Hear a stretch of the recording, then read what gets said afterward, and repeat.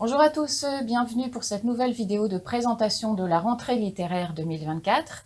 Alors aujourd'hui, j'ai décidé de faire une petite sélection de romans qui vont nous faire rencontrer des personnages étonnants, qu'ils aient vraiment existé ou qu'ils soient issus de l'imagination de leur auteur ou autrice. Alors je commence avec une personne qui a vraiment existé, Suzanne Valadon. Elle ressuscite sous la plume de Jean-Paul Delfino. Ça s'intitulera L'Affranchi de Montmartre et ça paraîtra aux éditions Istia et compagnie. Alors, dans ce roman, Jean-Paul Delfino va nous présenter donc Suzanne Valadon. Elle est à la fin de sa vie, on est en 1938. C'est une vieille dame et son entourage la presse de raconter ses souvenirs, d'écrire sa biographie. Il faut dire qu'elle a une vie vraiment très riche. Donc elle est issue d'un milieu assez pauvre. Elle a habité très jeune à Montmartre et plus tard, elle est devenue modèle. Elle a travaillé avec Renoir, avec Degas. Elle a été la grande amoureuse de Toulouse-Lautrec. Elle a aussi été l'égérie d'Éric Satie.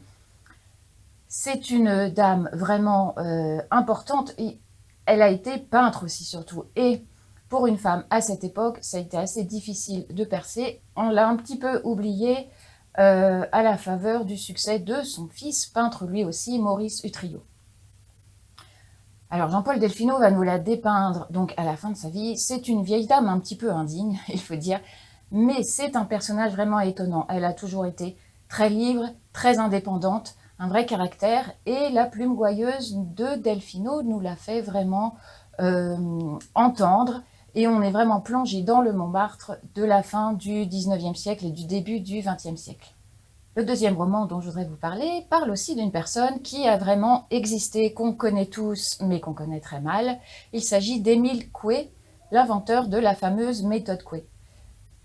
Cette fois-ci, c'est Étienne Kern qui va nous le faire découvrir dans son ouvrage apparaître chez Gallimard qui s'intitulera La vie meilleure.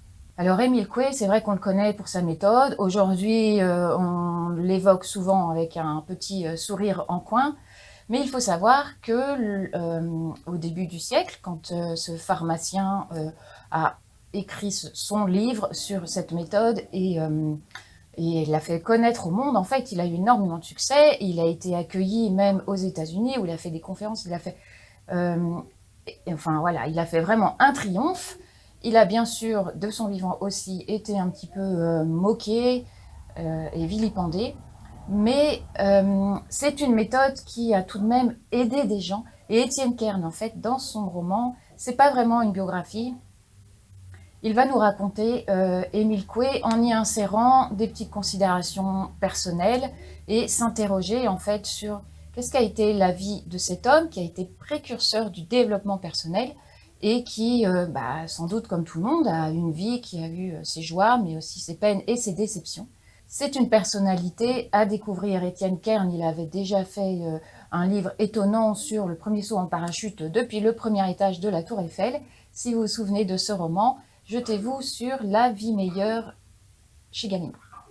Aux éditions du Seuil, Delphine Minouy va revenir avec un livre qui s'appelle Badgens. Alors Badgens, c'est un roman, donc c'est une jeune fille, une adolescente de 16 ans.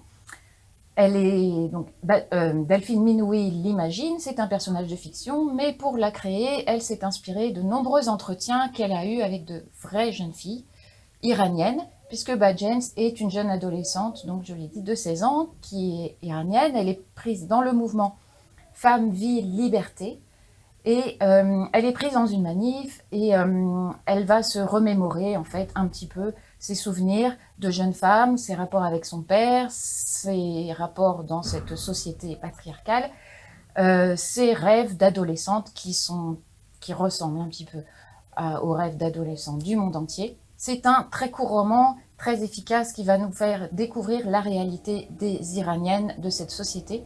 Un roman qu'on peut conseiller aux adolescents, vraiment, dès l'âge de 15 ans, 16 ans. Ça leur fera découvrir cette réalité-là. Et voilà, un court roman efficace qui, potentiellement, pourrait bien avoir un prix littéraire des lycéens. Ce ne serait pas surprenant.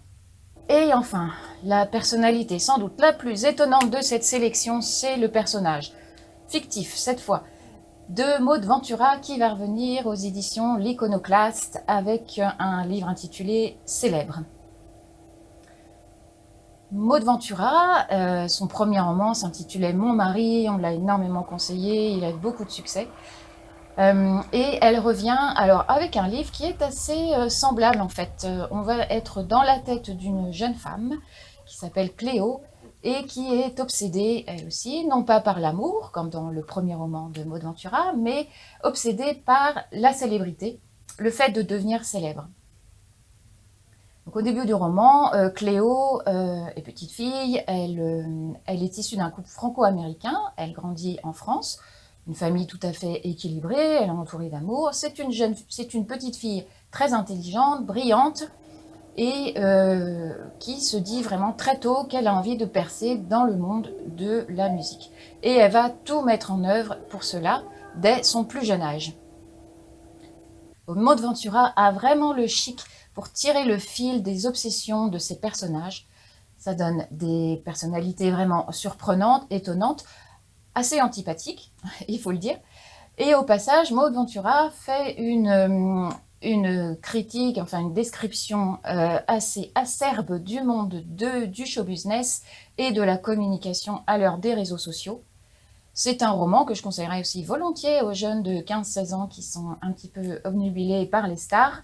Ce qui est certain, avec Maud Ventura, vous le lisez, vous le faites lire à quelqu'un de votre entourage, et ensuite c'est parti pour les grandes discussions pour savoir mais qui est cette personnage, est-ce qu'elle est sympathique, antipathique, et voilà, ça c'est des discussions garanties en soirée. Voilà, 4 personnages vraiment étonnants à découvrir dès le mois d'août prochain. Et je vous dis merci d'avoir suivi cette vidéo. Et n'hésitez pas à réagir, à nous dire si, par exemple, vous avez déjà apprécié les précédents romans de ces auteurs et de ces autrices. Et je vous dis à très bientôt. Au revoir.